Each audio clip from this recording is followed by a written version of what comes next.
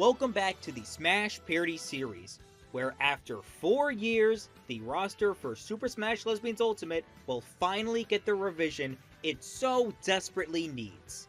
I'm AJ, and in hindsight, a lot of the roles have already been discussed in previous videos, so this video will kind of be in 2 parts. Obviously, I will discuss all the new roles that got filled in, and the secondary roles throughout Season 1. But I will also discuss some housekeeping and balances for the members already in the production.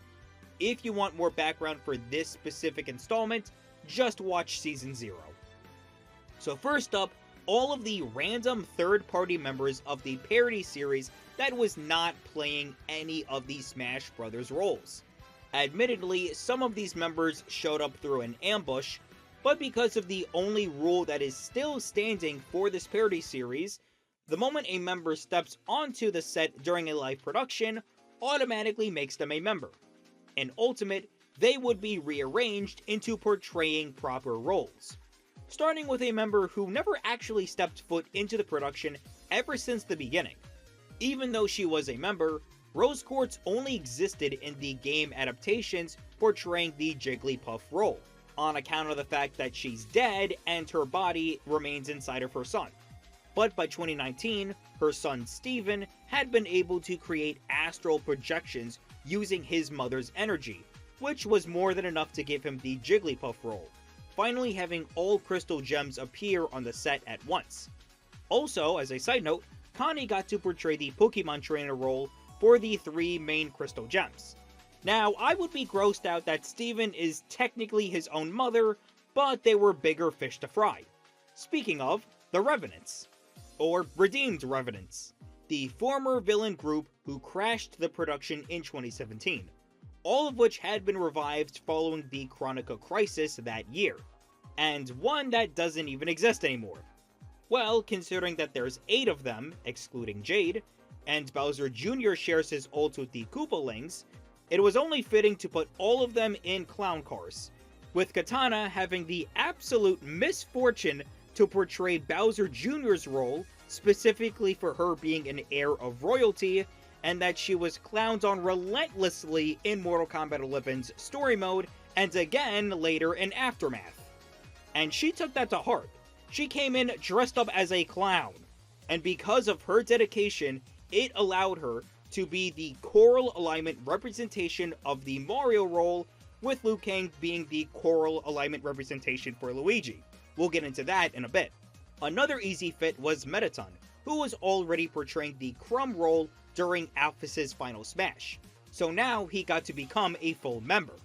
Because of the collaborations with Seph Girls, it would be difficult to have all of them fit into specific roles, so the easier solution was to make them secondary roles to the original 12 Smash Fighters and the Smash 4 group, with Starla making the specific requests for her to portray the Ryu role, and Diva portraying the Ken role. This also included Savage Knight being a secondary role for the 2, a pseudo Akuma if you will. And lastly, Cormilla's employee from the Viacom alignment, Ahemnet, the failed promotional member for a failed cinematic universe, she was given the Meta Knight role as both wielded swords, but most importantly, a reminder that she fell from grace and is nothing more than bottom tier. For more housekeeping, every member from Super Smash Crew did return as secondary roles to the Super Smash Lesbians primary roles, and certain members got redesigns for their outfits to fit more into Ultimate.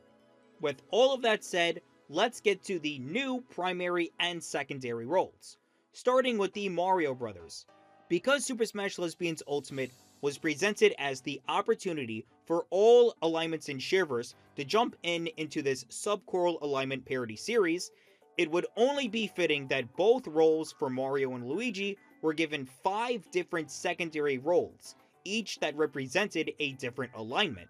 For Nami and Anna, the Warner and Disney alignments were filled out, with the aforementioned Katana and Liu Kang handling the choral alignment.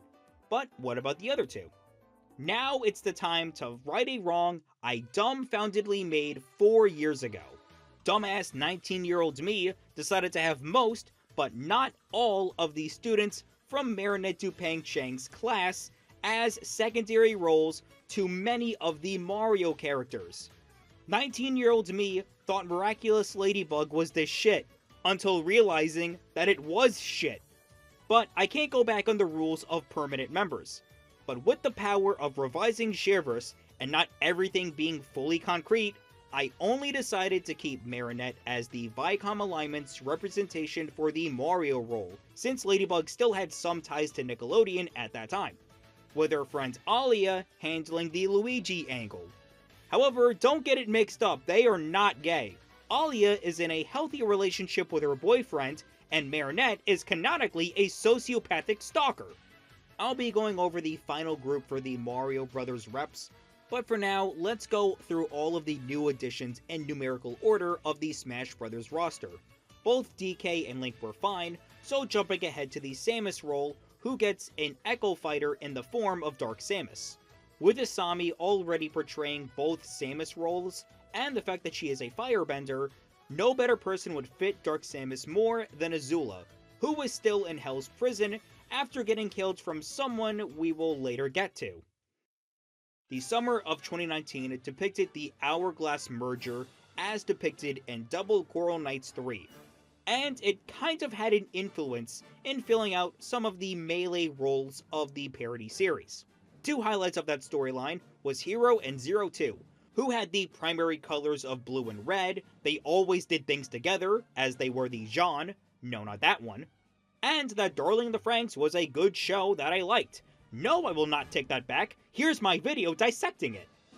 So 2/3 of that description easily fits the Ice Climbers. The other highlight were two Astral Souls from different universes, but having shared backstories. Love, Death, and Robots, Sunny and Yan. Two vigilante cyborg creatures that decided to stick around with Carmilla in the Prime Universe after that storyline. Yan helped by trying to seal the fox spirit Ori away, who later inhabited the body of Ryuko's mom. But because she was kind of close with Ryuko anyway, Yan would portray the Falco role because Ryuko already got to Fox first, and beat the Fox cyborg to the punch. As for Sunny, she was a big British lizard monster, but it didn't stop her from portraying the Ridley role, a fellow big lizard. Next up are the Brawl newcomers, one of the most hot topic games of the late 2010s, for better or for worse, was Overwatch. And it turns out that its flagship character, Tracer, was indeed a lesbian. Finally, the first lesbian couple in a sea of straights. But since Sonic's role was already taken, and the second closest being Pit, who was also taken, it was only fair to give Lena the Dark Pit role. But what about her partner Emily? Well, since Emily is a normal-ass human with no abilities or fighting prowess, the only role that she could play was Isabelle. And no, it was not intentional to have the Adventure Time and Overwatch lesbian pairs be playing two identical roles from Kid Icarus and Animal Crossing. It was by pure coincidence. Following the Odaiba Day 2019 incident, Shinji wanted to stay close with his digital children, but that also allowed Asuka to keep him at watch. Despite her having the secondary roles of both Samus variations, she volunteered to handle the Wario role, which in turn allowed her to portray the Great War Alignment representation of the Mario role. Why? Because apparently the Evangelion Nintendo 64 game used the same sound font as Mario 64's for its soundtrack. I am not kidding. With this feat, she also roped Shinji to portraying that alignment's representation for Luigi too.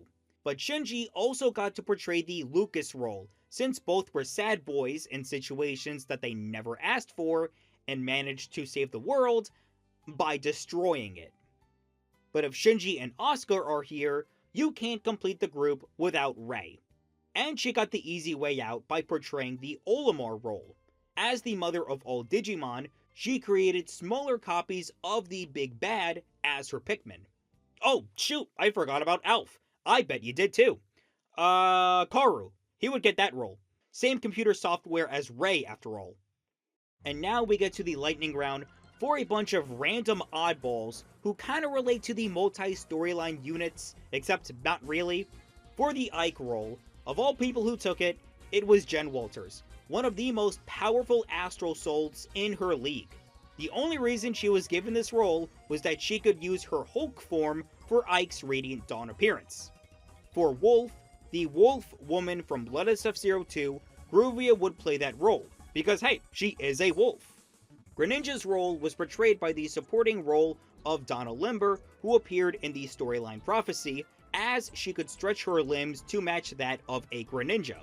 And for King K. Rool, Double's once absorbed xenomorph named Kreia, who debuted in Stand Up To, would portray that role, as Double was already in the production anyway. Once again, if you want to know more about these women, check out units and their respective storylines that they appear in. Now, as for the Castlevania roles, because I was heavily inspired by that series when coming up with Blood of F-Zero, it was only fair for the Belmonts to be portrayed by people in that storyline. But for the main lead for Blood of F-Zero, Miss Lilith chose not to portray Simon. Instead, she went with the Richter role because everyone considers him to be more cooler and relevant than Simon. She instead placed Ale in Simon's role anyway, the Sloppy Seconds. Oh, and by the way, to avoid another Super Smash Group incident, Lilith Mon was restrained from having her secondary roles for Sonic, Sheik in her Angelwoman form, and Palutena in her Ophanimon form, only using the Richter role for Ultimate. And last but not least, thank God Nintendo actually threw AJ a bone for the Inklings. And those roles were portrayed by Pearl and Marina from Off the Hook. And it's basically confirmed that these two are gay for each other. Huh, I just noticed that the Parody series has 3 members all named Pearl. Weird. Now I did mention that Starla was the co-host of the Parody series, so she was able to pick out some roles for the organization as well. Piranha Plant's role was given to Draika the Blood Axe, whose Midland form transformed her body into a plant being. When the Parody series had its first episode, AJ actually didn't have a full roster ready for the premiere, as he didn't have anyone portraying either Young Link or Toon Link, but Starla came to the rescue the next week, as she had just recruited 2 new members of the organization that would easily fill out the empty roles. One was Jessica Green, a buff heroine portraying Young Link, and was also a mega fan of Jen. The other was Yolena Hyde, who went with Toon Link instead. Both new members seemed interchangeable, so it was only fitting they played interchangeable roles. Because Season 1 started off in September, the first 4 DLC characters were out by then. We already went over Draika, so moving on to the Joker role. And since he has a rebellion meter that summons Arsene when full, that role was given to the recently revived Felicia Hardy, the Black Cat. After all, both are thieves, and in Shareverse, Felicia has her Neo Rage form that can be a stand-in for the Persona Summon. In fact, Felicia's whole group from the storyline Blood of Stands made their way into Smash Lesbians Ultimate. Her former rival turned lover, Selena Kyle, yes Catwoman, had her own monstrous feline form called Lapartis, a perfect fit for the Incineroar role. And for the cop duo of 2B and 9S, both are Square Enix sword fighters, so it was only fitting to give them the Cloud role, 2B handling the Final Fantasy VII design, and 9S handling the Advent Children design. And as hinted in Season 0, because Rex fought Goku instead of a hero, Dragon Ball was on the table for the Dragon Quest roles. But who exactly? How about the moms? The so-called Dragon Ball MILFs consisted of Android 18 for 11's hero, Chi-Chi for 3's, Bulma for 4's hero, but using the female design, and Fidel for 8's hero. And now we come to Banjo. Initially, AJ was going to suck his guilt in and have the Astral Souls portray themselves. But on the night before the premiere, Rex had his fight with them. And an accidental surprise, Rex killed the two because they were surprisingly weak compared to the literal interpretation of God swords. So for their roles, AJ had to make a quick scramble until eventually going with Ruby and Azora, 2 Astral Soul reflections that were prominent in Digital Defenders. Both groups liked music, so it worked for Ruby to piggyback Azura when fighting. Also, they can turn into a demon T-Rex robot when needed. Yeah, Units is weird.